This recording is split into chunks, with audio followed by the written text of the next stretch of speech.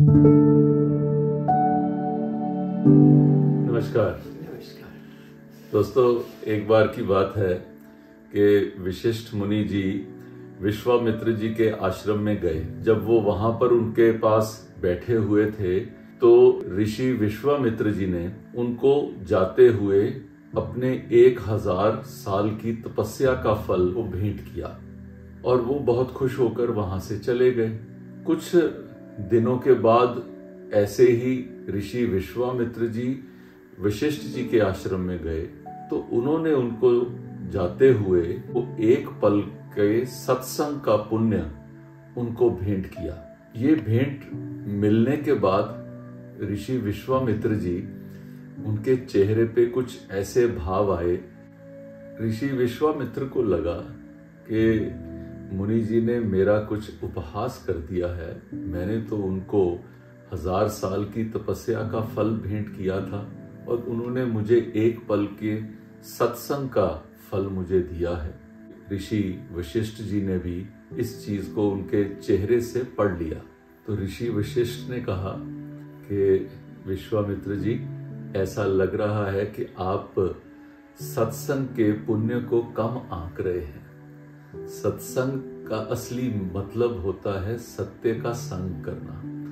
और जो भगवान के डिवोटीज होते हैं, भगवान के जो भक्त होते हैं, उनके साथ बैठकर भगवान की उपासना करना, भगवान के बारे में बात करना, उनके भजन गाना, उनको याद करना, इसको सत्संग कहते हैं। लेकिन ऐसा लगा कि ऋषि विश्वामित्र उनकी बात से कोई प्रभावित नहीं हुए तो उन दोनों ने आपस में ये राय करी कि चलो किसी और विद्वान के पास जाकर इस बात का समाधान ढूंढते हैं कि क्या सत्संग का एक पल और तपस्या के 1000 वर्ष, इन दोनों में से किसका फल बड़ा है। दोनों ऋषि मिलकर ब्रह्मा जी के पास गए और उन्होंने अपनी समस्या उनके आगे रखी।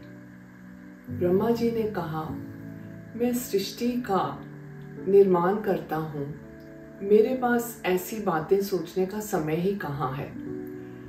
आप इस सवाल का समाधान विष्णु जी के पास जाके ढूंढिए। तो दोनों ऋषि मिलकर विष्णु जी के पास गए तो विष्णु जी ने उनकी बात सुनकर कहा कि इस सवाल का जवाब तो वही दे सकता है जो बहुत ध्यान में बैठता हो, बहुत तपस्या करता हो। तो तुम जाओ और शिव जी से जाके अपनी बात पूछो। दोनों ऋषि मिलकर शिव जी के पास कैलाश पर्वत पहुंचे तो शिव जी उस समय ध्यान में बैठने जा रहे थे। शिव जी ने उनकी बात सुनकर कहा कि मेरा संध्या वंदन का समय होते जा रहा है, मैं तो ध्यान में बैठने लगा हूँ, तुम अपने सवाल का जवाब शेषनाग से पूछो, वो जरूर इसका जवाब दे पाएंगे।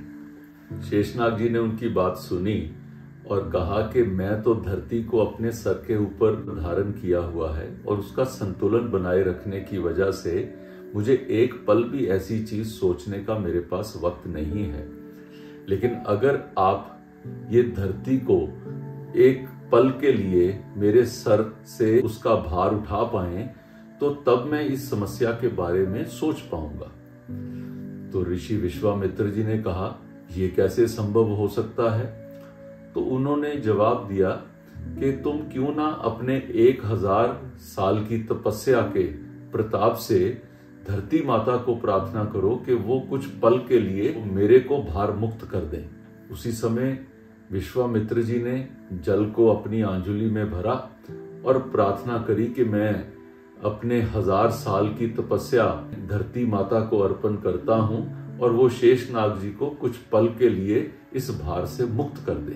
लेकिन ऐसा कुछ भी नहीं हुआ और धरती उनको भार मुक्त नहीं कर पाई। फिर शेषनाग जी ने वशिष्ठ जी से कहा कि आप अपनी एक पल सत्संग का फल धरती को अर्पण कीजिए तो शायद धरती माता मुझे कुछ पलों के लिए अपने भार से मुक्त कर दे।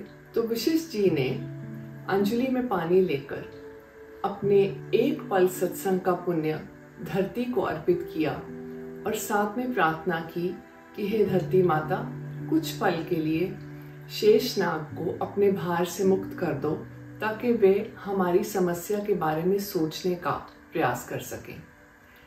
जैसा ही ऐसे उन्होंने कहा तो धरती शेषनाग जी के सिर से ऊपर उठ गई। तो विश्वामित्र जी ने बड़े उतावले होकर कहा कि चलो अब जल्दी से सोच के बताओ कि दोनों में से किसका फल ज्यादा है। तो शेषनाग जी ने मुस्कुराते हुए कहा कि क्या तुम्हें अभी भी अपने सवाल का जवाब नहीं मिला? कहानी तो दोस्तों बस इतनी है, लेकिन इसका मूल मंत्र अगर हम सब समझ पाए तो सनरेज की टीम को लगेगा हमारा प्रयास सफल हुआ। धन्यवाद। नीचे दिए गए किसी भी लिंक पर क्लिक करें और लॉग इन करें।